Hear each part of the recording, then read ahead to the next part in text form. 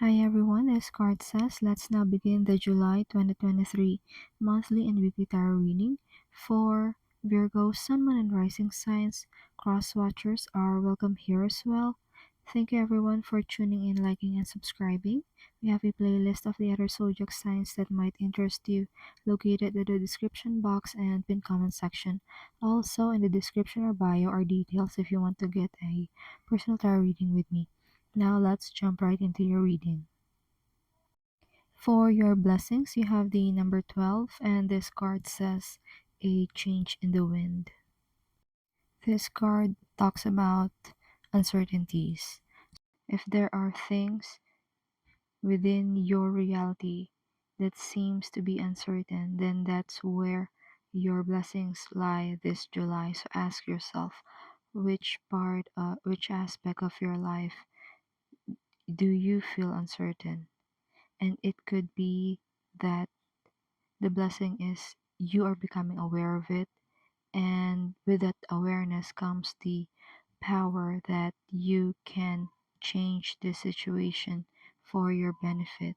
You can change this situation in order to turn what is uncertain into the certain. Spirit is also saying stable. So you would want to turn something that is unstable into something that is stable, like stabilizing something or fortifying the foundation of a certain aspect of life. For some of you, you could be starting something new, it could be a new job wherein you will have to prove yourself. And when you're new to it, it's like things are up in the air and things are not grounded or stable. And so you would want to allow yourself time to prove yourself to the people around you, prove yourself to your employer and coworkers that you got this. Okay? And given that you're a Virgo, it's for real, like you got this. For your challenge and advice, you have the card number 19, and this card says flexible, but you are getting this card in the reverse. What I see for you as a predicament is that you are a Virgo, right? So you have habits or certain routines that are difficult to break. And that's where this flexible card in the reverse comes in. This July, it will require you to be more flexible, to exercise flexibility, to exercise adaptability on the things that is going on around you. And it is also fairly related to your blessings card, wherein there's a change of wind, wherein there is a certain form of unstableness. There's something that is unstable. And you will have to find your center of gravity in order to stabilize things for you. The advice basically is to loosen up a bit, because loosening up a bit is allowing you to access your own growth, to access your own path of growth.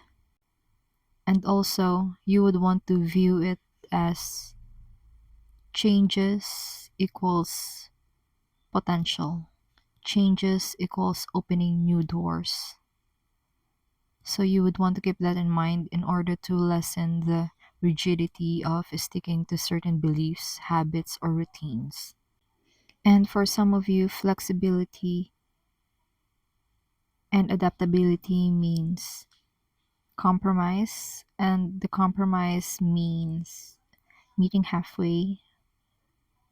So if you are negotiating something, you would want to meet the person halfway, find a middle ground for you. And that is going to be your center of gravity and will make things stable for you in the long run. And that's your challenge and advice this July. Let's now move on to your romance. For your love and romance, you have the card number 31, and this card says why. This card is basically asking the question why, or getting into the root of an issue or a problem, or the root or motive why a person does what he or she does. It's about getting into the root of a person's intention, a person's motivation. So for this month of July, it would be in your best interest to ask yourself, why do you feel a certain way for this person, or why this person expressed themselves in a certain manner. Because there are times that when we engage in love, the things that we do aren't always logical. So chances are it is driven by something. It could be something that has happened in the past, or it's just that someone, a person, or an event is triggering them. So it is best to understand why is it happening? Why did you or your person react in this way? And that's your love message this month of July. And that's your overall vibe check this month of July 2023. Before we move on to our weekly tarot reading, remember to like, subscribe, follow if you haven't done so yet. If you're already subscribed, thank you so much. It means a lot. Also, get in touch. The link to get a personal tarot reading with me is in the description box or bio. Let's now continue with your weekly vibe check for week 1. For week 1, you have the Four of Wands, and this card, the way I see it for you, Virgo, is you are establishing a foundation. You are starting to establish yourself in a certain area of your life. It could be related to relationships, family, it could be a job, career, or business, or even spirituality. You are building this foundation wherein you are able to have stability. Yeah, it's all about gaining stability. It is what I feel for you is you are trying to be stable in this certain area of life. For some of you, this could include marriage or certain celebrations. All in all, this Four of Wands upright is boding really well for you when it comes to a sense of belonging. And that's your week 1 reading. Now let's move on to week 2. For week 2, you have the Queen of Cups, and this card says this is a powerful female figure in your life. This person is highly intuitive. This person is having this healing aspect that is influencing your life. This is a very caring person that you are going to encounter this second week of July. For some of you, this is you. You are the Queen of Cups for your family and friends. For some of you, this is you. You are the Queen of Cups for your friends, family, and co-workers. You are the one who is supportive to them. You give them support, you give them empathy, you give them compassion, and you are using your intuition in order to help those who are around you. You are listening to your psychic insights in order to reach out to people.